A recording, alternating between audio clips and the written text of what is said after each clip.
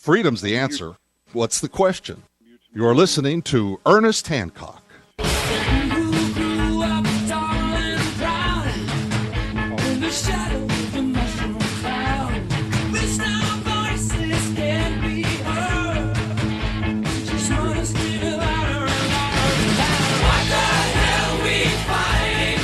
Yeah! What are we fighting for here on Declare Your Independence? With me, Ernest Hancock, and my special guest, William Beanman. It's Beanman, right, William? Beanman, I am very pleased to have you talk about your book, The Great Satan versus the Mad Mullahs. You know, this is something that has been going on and on, certainly all my adult life, that the demonization of Iran was, but think about why we were demonizing them. Before, it was the Shah. Now, it was the iron-fisted fascist government of you're not allowed to complain kind of thing. And then, but that was okay, as long as he was our, despot. But now, since they have seriously claimed their own independence and been very jealous about holding on to their own country without influence, certainly from the West, they got to be our enemy. And I'm wondering, is it that simple? Is it because they're not under our control? They have oil. They are starting to express their independence by having nuclear power. They have some cash, some money, some influence in the Muslim world. I mean, what is it? Is it just that simple that we're going to attack with rhetoric Iran just so we can get elected and we got to have an enemy? I mean, because we have, like John McCain, he's talking about regime change in North Korea. Let's go have a war with China. I mean, and it's always been Iran. So is it just so we have someone in the wings that we can demonize, or is there something that we want from them, or is what we want for them is just capitulation? I mean, we just... There's a background, and that is that the United States was, of course, very angry with Iran as a result of the hostage crisis in 1979. And there's some people who never will get over that. They consider that to be the ultimate insult to the United States, and they never feel that Iran was punished enough for it. So they're very unhappy about it.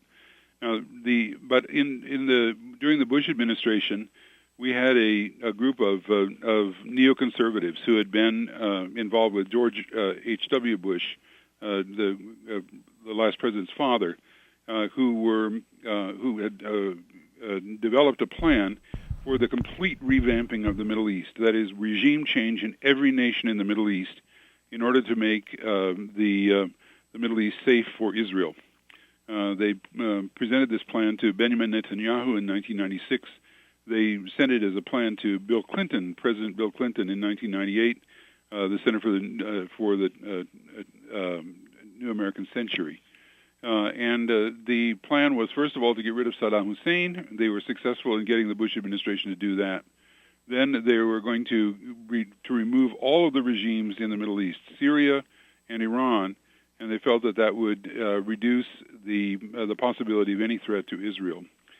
So during the Bush administration, the United States was looking for some plausible reason to attack Iran, just like they looked for a plausible reason to attack Iraq, the weapons of mass destruction ploy that they used on the American public in order to convince the American public that attacking Iraq would make sense.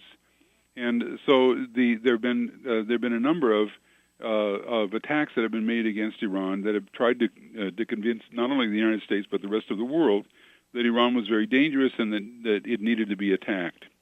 And we still have people in our government who are calling for a military attack against Iran in order to, ostensibly, in order to stop Iran's nuclear program. The fact that there's no one anywhere has demonstrated that Iran actually has a nuclear weapons program doesn't seem to deter them at all.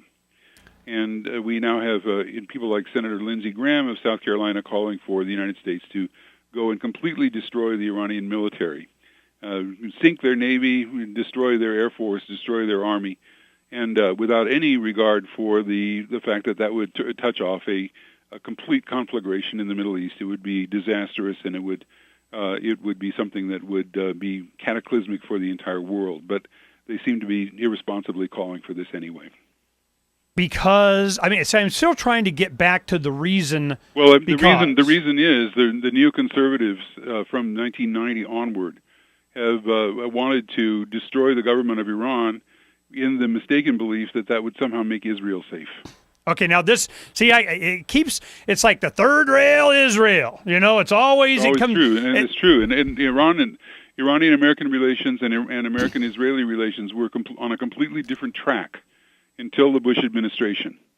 And during the Bush administration, Iran and Israel became fused in American foreign policy. So you get the formula that if you are friendly toward Iran or even neutral toward Iran, you are an enemy of Israel. And that's been the political formula that we've been living with ever since 2000, ever since the Bush administration came. Well, with the WikiLeaks, we start having the conversation has turned to Israel saying, "See, this just proves what we were saying about." Actually, it doesn't prove anything. Well, they're going to say whatever they're going to say, but I know, but it doesn't prove anything because the United States has been going to the rulers of the Persian Gulf who are afraid of their own people. And are afraid of the fact that there are large numbers of Shia population in their own countries, and they're afraid that Iran would stir up that population and would overthrow them. So of course they would love to have the United States come and just without costing them a penny or any blood or any military equipment, they would love to have the United States come and just take out Iran. That would be and that doesn't prove that Iran is a danger. All it proves is that they would like to have they'd like to have the United States do something that would tend to shore up their own political fortunes in their own countries. Well, the one thing that I'm really concerned about is that like you're saying in the description of your book, it's kind of a self-fulfilling prophecy. And I'm wondering who is behind this push. And it kind of keeps, focusing over towards Israel. Well, there's no question that groups like AIPAC, the American Israeli Public Affairs Committee in the United States, is a major lobbying group that tries to get U.S. Congress people to attack Iran. It's a litmus test. If you don't oppose Iran, if you don't call for sanctions or attacks against Iran, you are going to have very, very deep trouble in the next election. Well, do you have some experience in Washington with congressmen talking to them about, can you stay another segment? Do you have time? I'm afraid I don't. I have a class I have to go to. I'd like to keep you on speed dial here. We'll have you back again soon. I'd love to talk to you more, but when we're in academic life, we aren't like we're in a think tank in Washington. We can't be available all the time.